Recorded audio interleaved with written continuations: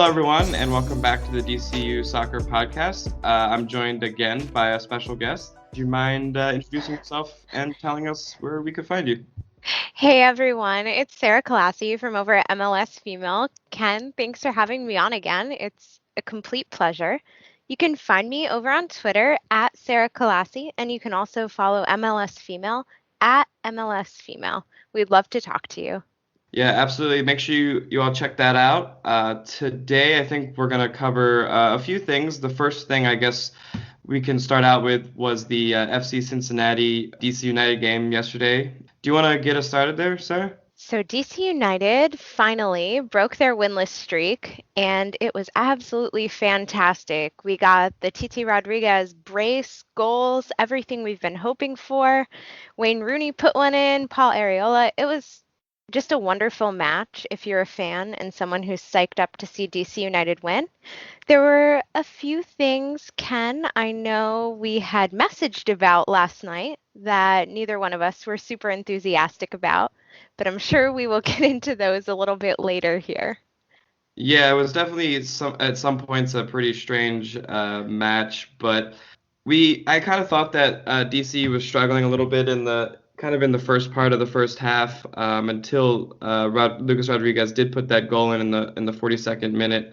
But yeah, you also mentioned that he got a brace and that Wayne Rooney and Paul Areola also got goals, and I was like really excited about that because like if you asked me the three or four players that I want to get involved, it'd be them. So I was excited. It was definitely a match for the fans. And I know that first half I was getting so nervous sitting there watching the match on ESPN, even though it was the Flow Derby. Can we talk about that for a minute? Because Yeah. that was so confusing.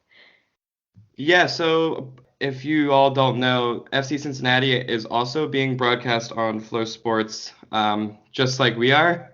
But this game was nationally broadcasted, which means it was on ESPN. Yeah, just a completely bizarre thing, at least from my end. And I don't know if anyone else had some issues getting onto ESPN. I know I definitely did. For some reason, it said that there was a 5 p.m. broadcast time rather than 8, which didn't make a whole lot of sense, but there we are. Yeah, I had one of the issues that I also saw with this broadcast was that a lot of people's streams were like delayed more than normal. And I was experiencing that too. So Twitter was kind of spoiling a lot of the fun, unfortunately. And so I had to like do not disturb on my phone. I was so frustrated. I was watching the final minutes of the match, and I believe we were just coming into the 94th minute, and I got an alert on my phone saying full time. I mean, of course, at that point, we knew DC United was going to win. There's no way FC Cincinnati was going to make up 3 goals in the space of a minute. But it was really upsetting just to see that. I wanted to kind of come to it organically and see the finish of the match. Yeah, absolutely. I had a similar thing happen to me at the end too. And like I mentioned, the Twitter DMs and posts by DC United, I was getting alerted for. And yeah, I that's the kind of the downside with the streaming the services, and it's also one of the reasons why I think even with Flow Sports, it's why it's hard in bars because of the different delays that you have to build in with broadcasting and stuff, and playing it like on multiple TVs, having audio off in multiple TVs, and like it's just something that I don't know how we're gonna like figure out in terms of technology for live streaming. But yeah. It does make a difference and it makes it hard on folks watching. And I have noticed a really positive trend over the season that the kind of delay, it's getting less and less as we go on. I think the last match I did it for it was maybe 15 or 20 seconds, which wasn't too bad. So I think there's definite improvement. I know before it was a major problem. Yeah, for sure. But yeah, so like I mentioned earlier, we got in a goal in the 42nd minute. It was kind of what ended up setting off a whole series of goals. But right, kind of like 10 minutes after the second half started off, there was a penalty call Hmm. against Paul Areola for a supposed handball in the box. What, yeah, what were you, what were you thinking when this happened? And yeah, what are your thoughts? I watched it. I watched it again. I don't really believe that should have been a call in the first place. I'm also not a referee. Just disclaimer, everyone knows that. I'm a journalist. But I didn't see how that should have gone to a penalty kick. Yeah, totally. I mean, especially it's if you watch it again like you did and I'm sure a lot of us did, you can see that Paul is trying to take his arm away from where the ball's going to tuck it more into his body, which makes it frustrating that it would be called like that. And I think that this might be one of the cases where we get an apology a day or two later, maybe. But yeah.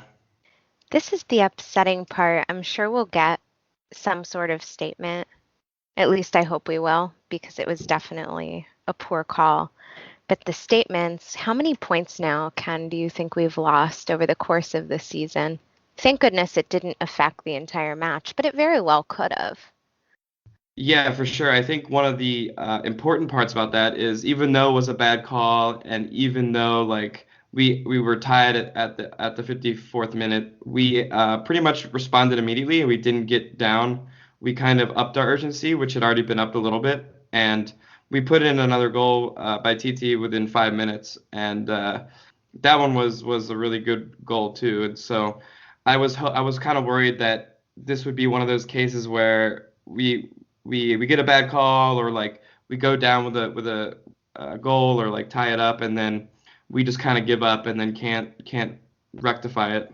This made me really happy to see too, because you're right. We kind of go down that path of when we're down or when we're kind of when someone gets one in on us, we get really frustrated. And I don't know, whatever is being done differently. Maybe it was that we were hyped up for the match. Maybe it was the fact that Cincinnati is so far down the rankings. Honestly, I don't care what it was because the urgency that DC United displayed last night and the quality of play was fantastic. Yeah, definitely agree. And like I mentioned earlier, I was really happy to see those combinations of players get assists and goals. And we also had a really magical assist by Leonardo Hara to Wayne Rooney in the 64th minute, which was just a crazy ball. And Wayne Rooney kind of just handles it and slots it right in like he's done hundreds of times in his career. That was so beautiful to watch. Oh my goodness. It was just that moment where you're like, okay, here we go. DC United is back. They're feeling this. And Ken, I know you've been saying for a while you want to see some goals from TT. And how did you feel last night? Because I was thinking of you. Yeah, I mean he's one of my favorite players. Just I think I like his like work rate and like how good he can be even without like being the star or like scoring all the goals. And so I always like when he gets on the score sheet so that like he gets the attention I think he really deserves. And yeah, that was like really exciting for me. And he also got that he also assisted that last Paul Areola goal where Areola pretty much just ran right through everyone. That was And great. and yeah, so it was great. I think yeah, it sets us up real well for him in the upcoming matches as well with the confidence because he's not always been on the score sheet as much as maybe some of the other players. Um, yeah. Here's my question for you. So, that win last night, I felt like it was critical in a few ways. First and foremost, we needed the 3 points. Second, heading down to Atlanta, and I know historically we have done really well against Atlanta, but they are a top team. And they're starting to play well again, on and off. I don't know, you can kind of give me your 2 cents on that. But heading into that trip down to Atlanta, I think that the win last night is going to really affect us in a positive way, hype us up. What do you think, Ken? Yeah, absolutely. I think this is definitely critical for the points and the fact that like we need to show that we can score goals that are not just Rooney free kicks or Rooney penalties, or like Rooney 70-yard goals, I guess. Um, I'd love and to see more of those. well, yes, that's true. I definitely would love to see more 70-yard goals, especially, but can't always necessarily rely on just that, especially if we're going to be competing with a team, to your point, like Atlanta, who's kind of had like up and downs season, but have a lot of talent on their team and have been pretty injury uh, prone this season. Um, so yeah, getting that 4-1 should have been 4-0, I guess, but that 4-1 defeat uh, against Cincinnati, it was good. I think we're gonna need that confidence. How do you see things going when we go down to Atlanta? I know you're heading down there tomorrow and you're going to be there for the match. Yeah, I think one of the things that I am kind of worried about is the fact that in our current formation yesterday, we kind of played in like a 3-4-3, like a five back, you could call it either way. But we kind of saw the players in the same position as the beginning of the New England Revolution match, Hmm. with only two in the center there, not necessarily three, which we saw in the second half of that game. And I think that's more of what we're gonna have to do, like a 3-5-2 and not necessarily a 3-4-3, to kind of tighten down the midfield. And so I don't know if this game it was played like that just because it's Cincinnati and they're not that good, which they weren't, or that this is more what we want, not the more players in the central midfield. But I don't know. Yeah, like you said, I'm going down. I'm kind of excited, but definitely nervous because it is a big trip, and I want to go there and win. But yeah, I'm just trying to think of all of the positives going in. We're coming off a win. Hopefully, we'll have Bill Hamid in goal. I think it was really smart to rest him last night, whether that was intentional or not intentional. I think that's going to help us. We'll have what Acosta back. what do you think happened with the Bill Hamid stuff? Because I've been seeing a lot of rumors, and yeah, Yeah, I've seen a few things. I know that Steve Goff over at Washington Post had put something up, and he was there. And I know head coach Ben Olsen's response was just that, Chris Seitz had a great match and it was good to play him. There wasn't really much more said about Hamid's absence.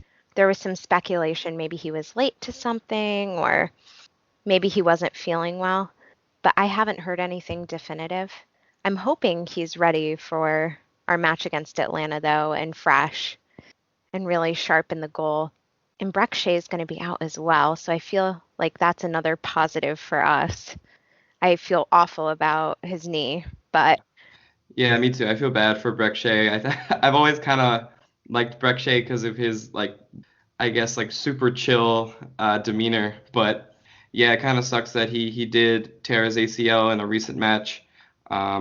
Yeah, but the Atlanta really doesn't have anyone to play that left back role, or really even a left wing back, a natural left wing back. So I think what we're gonna see is them play probably 3-5-2 like they played in their last game, um, and not really have a good like solution for that side. So I think Paul Areola and Hara need to definitely overlap and try some stuff on that side because I think that's one way we can really work on Atlanta. what is going on with the left? I feel like this is such a cursed position on so many teams. Yeah, it definitely. I guess it's because like I, my guess, and I have no idea or no data, and I don't know, but I think obviously coaches prefer to have a left-footed player in that role, and obviously more people are right-footed, and so it might just be that, and there's less of a choice. But Breck Shea's been kind of playing over there. That definitely wasn't their first choice even coming into the season. They have George Bello, who is back in training as of yesterday, I believe, but it's not necessarily clear if he'll play or not. Same thing with Ezekiel Barco. They're starting to get some of their main players back, but I think even if George Bello plays, that side is still going to be ripe for picking because he is a young player with not that much experience. He's like 16 or 17. He's played one game this season, which was a CONCACAF Champions League game against Herediano, I believe. And yeah, and he hasn't played, so like I think that would be still be the side, you know. Do you think there is any danger of us going into this match overconfident? Uh, I hope they're not overconfident because they've not been doing that well overall. I guess coming off this win, I guess you could see that, but I think that they realized like that the Cincinnati side was not very like good, and I think that they needed it just to get to the baseline of confidence, but hopefully it doesn't like boost their egos or like anything like that. Yeah. This is one of those times I'm really happy that we have Wayne Rooney's leadership in the locker room because he's such a solid, focused player, and he really, I think, will kind of temper that a little bit. Yeah, and he definitely like keeps keeps it honest, and he's the first one to say like that wasn't good enough, and so that's always good. And I also have been really liking Paul Areola coming back. It's been really nice. I guess you don't necessarily know what you got till it's gone, and having him out in international duty was kind of hard. Oh, he was absolutely missed. Welcome back, Paul. Please don't leave us again. We're proud of you for your call-ups to the U.S. men's national team, but we need you, so don't leave. Yeah, I mean, as a small tangent, I think that those call-ups and like the way that the team is organized and playing and like stuff like that has been a real benefit to him, and I think we're gonna see that play out as well. Like, I think that that experience is just so valuable, especially right now, and he's just been playing really well. He's he's a fantastic player. He has been really turning it up this season. I still remember back to the first match when we were freezing at Audi Field against Atlanta. And Paul has just come to this season with a certain amount of tenacity in him that I don't know if it was there last year or is developed last year, but it's just fantastic to watch him play. And I'm curious to see what each consecutive season is going to bring from him. Yeah, definitely. I was also really happy to see Pines in again. I think that he's going to be a really critical part of not only the way we're playing right now, but even when we get people like coming back and potentially even back into the four back, which I don't necessarily know will happen, but even if that happens, I think he's going to play a really big part in the rest of the season. And he's been playing really well, and he's just so fast. He's incredibly fast. Oh my goodness. He's a joy to watch for sure, too. I have a But question for oh you, yeah. Ken. I know we talked about the handball element of that penalty kick, but I know there was a lot of outcry about the stutter step and everything else during the actual taking of the penalty. And I was wondering if you could maybe give us all some insight. I know you've refed before and you understand these things really well. Could you explain that a little more? Some people said it was illegal, but looking at the rules, it was right on the edge, I think. Yeah, so if this was a game that I was reffing, I would not have said that was legal. I wouldn't have called it. I wouldn't have made him retake that. He did not complete his run up, so he stopped in the middle of the run up, which, as far as I'm aware of the laws, is not illegal technically, because he did complete his run after that. And so I think things like this, or like you see even Joseph Martinez do his hop kind of stuff, is all technically legal. It didn't feel good, but especially because the goalkeeper had already jumped, and so that's kind of on the goalkeeper too. But yeah, I don't think that this was illegal, unfortunately. Unfortunately, I know there was a lot of yelling and cursing at the television and probably at the stadium last night, but no, it's good to know that that was the right call then made by the referee because I feel that there were so many other calls we were very frustrated over last night. I think what like my guess by how poorly this game was refed is that even if it was illegal, I don't think the ref would have caught it or called it. So like I think that I mean the handball it was not a handball. That was a terrible call in the box, especially like just not good. But yeah, I don't have much confidence to say that if he had taken an illegal penalty that it would have mattered and the ref would have called it. There was definitely a lot of angst on the field as well surrounding that whole penalty. So I'm sure you saw that. Yeah, and then Wayne Rooney got a yellow card. So that's one of my favorite things is when Rooney like starts talking back to the refs. I think it's really funny. Um, because a lot of time I mean he knows what he's talking about, and I don't know, a lot of the refs, especially, I don't know if it's just this season, but like it feels like it's gotten worse.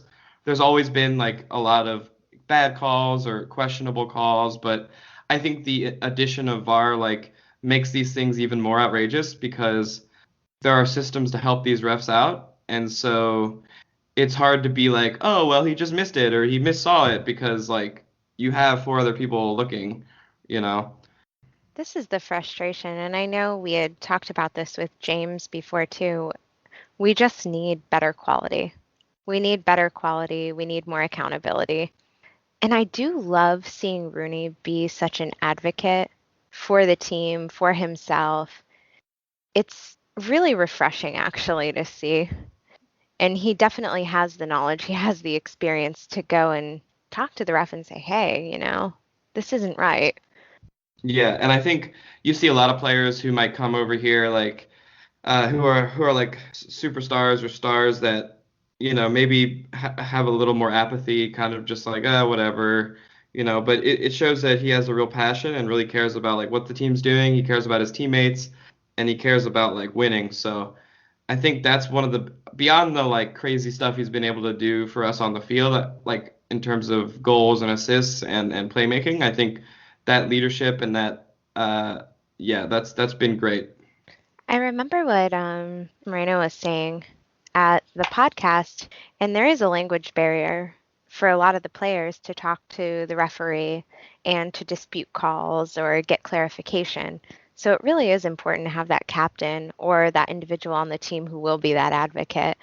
What do you make of that? I thought it was really nice to kind of hear him discuss those challenges. Yeah, I thought it was funny because I don't remember the exact quote, but they asked him something like, "Well, what happens if you start speaking in Spanish to the ref?" And he was just like, "They'll just give me a card no matter what." Yeah. And so he just doesn't. And so it was kind of funny, but kind of unfortunate, but it was kind of a funny moment in that. I really enjoyed that interview with Junior Moreno. You mentioned earlier that Acosta will be coming back from his two-game red card suspension for the Atlanta game. Do you think that we slot him in? I hope so. I would love to see him back on the pitch. I think that's where he wants to be. I'm not sure. What are your thoughts? Yeah, I mean it's kind of hard because like I don't know who we take out, right? Like if we're gonna play this, three-back system with Canals and Moreno in there and Areola and Rodriguez on the wings, kind of. I don't know who we take out to put him and where do we put him, you know? This is always the question when you have so much quality. Who do you take out? Who do you put in?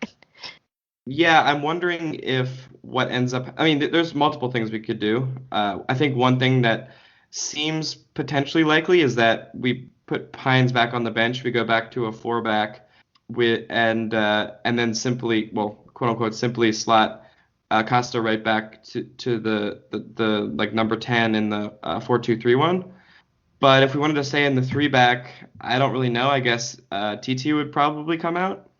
Um, in which case you could even run like a 3-5-2 or like because I don't necessarily think Acosta would be that like a winger to, like for a whole game, right? Like he flashes out there sometimes, but not like an out and out winger. So yeah, I don't really know what's gonna happen. My guess is we return to the four back, honestly, if he's gonna play.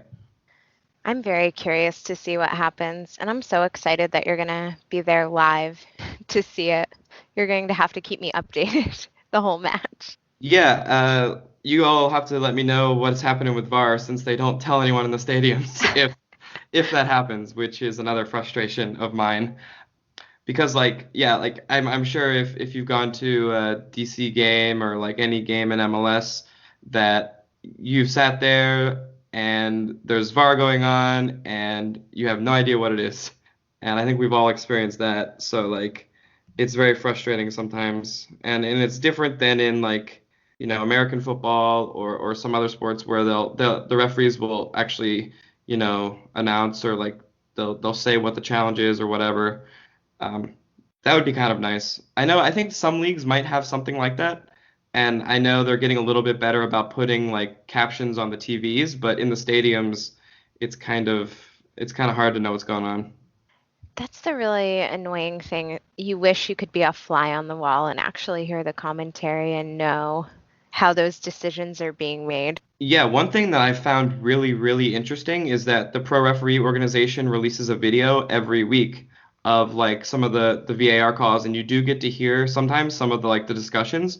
It's not live, obviously, but it's like very interesting to look back, and it's kind of nice because it also I think we've talked about this before, like reminds people that these are also humans. As much as we complain about the decisions we make, they make, but you kind of hear through their process, and then you can kind of empathize with like, oh, okay, I don't agree, but I can at least see what they mean, right? Like instead of just like, well, what are they like? What's even happening, right? And so I think transparency would be really good in general for MLS, but specifically for this, it would be great. Are you going to be at Audi Field for the friendly against Marseille? I am probably not, unfortunately. That is on the 24th, I believe, but I don't think so, unfortunately, because I really want to, and I really want one of those crossover scarves, honestly. If I go, I'll definitely pick you up one. Yeah, those would look cool. I mean, typically, like I don't like the two team scarves. 'Cause I think it's kind of like well, whatever. But I like the blue. The blue color of that team is like really cool to me. So, yeah. I'm excited. I think it's going to be a nice night, and I think it's going to be a play your kids night, which will be really fun. Those matches are always great for that. Yeah, I mean, the last time we played Real Betis in that friendly, I think Ameriqua scored and I think Yao scored. Those were kind of fun. Um, I was yeah, so happy to see that match. That was a blast. yeah, and it's also one of those things where like you can call in, yeah, like some of the kids from the Loudon side potentially that we've loaned out there, and like that's a once in a lifetime opportunity, and even just like I've talked about this a little before on the podcast, but like I like the friendlies and stuff that we do. I wish that we did a little bit better about like promoting these fans that are coming for this other team that is international to come out to more DC games. But I think it's a really big opportunity for us to expand. Ken, what do you think? A lot of folks don't come to friendlies or they don't feel that they have any intrinsic value because they don't count for league play. There are no points involved. I would argue that in terms of player development, giving players that don't get a lot of minutes time on the pitch, they are really valuable and they are a nice chance to see different styles of play. What's your opinion? Yeah, I mean, I like them. I like them. I like to see the different teams. I like to see the different players from our team. I think the one thing that I wish was different is the timing, right? So a lot of these European teams, they're in preseason right now, and we are in the middle of the season, and so the timing is kind of bad. And if we were able to align it more with like our preseason or like our like after season if we don't make the playoffs or that kind I don't know. But like the fact that it's in the middle of the season kind of I think drives that narrative that you're talking about of like, well, it's just another game that I could go to, but I was just at one and like this is just a friendly. But if it's like a preseason game, it's like exciting because the team is back playing, and I think that the attendance would go up a lot, right? So those are my thoughts. I really enjoyed the Real Betis one. I'm gonna probably enjoy this one, even though I don't make it out. I'm excited. I hope I can make it to that match, and I definitely will grab you a scarf if I do. What do you think about the scheduling thing I brought up though? Like, I don't know if there's any solution that's easy. I'm sure it's not, considering scheduling is always harder than you think from the outside. But yeah, what do you think about that? I agree with you. I think if we're playing less less played players and folks that aren't getting a lot of minutes on the pitch, that's positive during the season to kind of keep them going and keep them motivated so that if we do need to call them up and use them, they're ready. But I do agree with you that moving those to either pre or post would give folks in the audience and the supporters some more incentive to turn out. Yeah, I think that's a good point too. Like keeping folks fresh and like that may not be getting all the time is important. I mean, I wonder if that is. I mean, I don't know because, but I wonder if that's another reason why potentially people aren't going because they know it's not going to be the first team and they kind of feel like they don't want anyone to get hurt for like the league play, and I don't know. But I mean, I enjoy when these teams come. I don't think it's like something we should take for granted for sure because these are really big names in the world. And when else are you going to get a chance to see these teams play, especially against your home team, and be home in your bed the same night? Yeah, for sure. I was talking about this with you guys on the DC United Kingdom podcast, but I went to the Chelsea DC United game, and I think that's one of my all-time favorite matches that I've been to in FedEx Field in 2005 or something. Yeah, so they can be really special, especially with like yeah, I'll probably never see that again. That'll probably never happen again. So yeah, it could be like a once in a lifetime thing. It's incredible. How do you think we do when we go to Chicago? I know it's a little early to speculate, but It's hard to say. They've kind of had a weird season, like up and down. Kind of, I don't know. They've beaten Atlanta 5-1, which was kind of strange, but they lost to FC Cincinnati last week, and so like or 2 weeks ago, whenever like, so it's kind of hard to really know to really get a good gauge of like where they are, how they're doing, and they're not really that high up in the standings. They're like near the bottom. So I think we should be able to beat them. I mean, they even I saw last night they had 7,000 people in their stadium, and so it doesn't seem like they would get a too huge of a home field advantage in terms of supporters. So yeah, I think we should be able to do fine against them. fingers crossed. And I'm definitely happy for our guys. This prolonged road trip is keeping them out of the terrible heat that we have here in DC. And we're about to go up into triple digits over the weekend. So very happy they're not here. Yeah, definitely. That's one of the things that I was looking before. I think I was telling you and James of DC United Kingdom that I'm going to Atlanta to escape the heat, and it's kind of funny because it's gonna be like 10 or 15 degrees colder, which will be very welcome for me. Oh, I hope you have the most pleasant trip while you're down there. Enjoy the not heat wave. Yeah, and just to go back to that game a little bit, I think some of the things that could be changing for Atlanta in this game, like I mentioned, George Bello might be back, Ezekiel Barco may be back. I don't know if we're going to see Pity Martinez.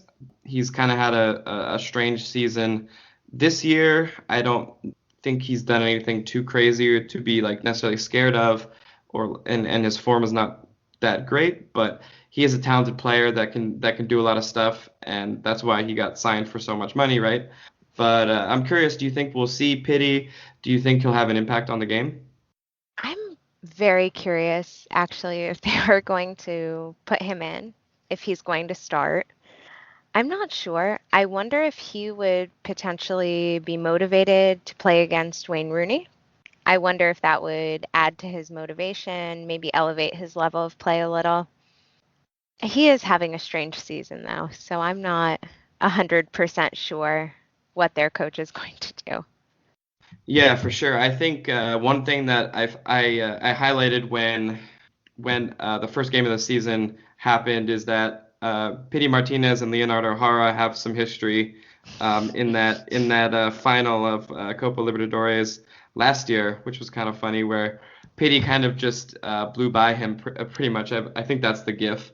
Kind of funny, but yeah, I kind of want to I don't know. I kind of want to play an Atlanta team that's close to full strength because I don't want it to be like we go down there and we win, but oh, it wasn't the full strength. They're like, oh, this player didn't play and like whatever. And so I'm not sure if Pity will play. He came in at like the 70th minute for the last game that Atlanta played, but yeah, I'm not sure. With Ezekiel Barco coming back and their new signing Emerson Hindman, who's been playing pretty well in the last two games, really, really well in the last one. I'm not sure that Pity might not even get on the field. I'd like to see him play in that match, and I definitely agree with you that DC going up against an Atlanta team that is full strength or close to it, and especially if they can pull out a win and bring home those 3 points, it's going to inspire a lot more confidence in DC going forward. And I think it's also going to give the team some internal confidence. So my fingers are crossed on all accounts there.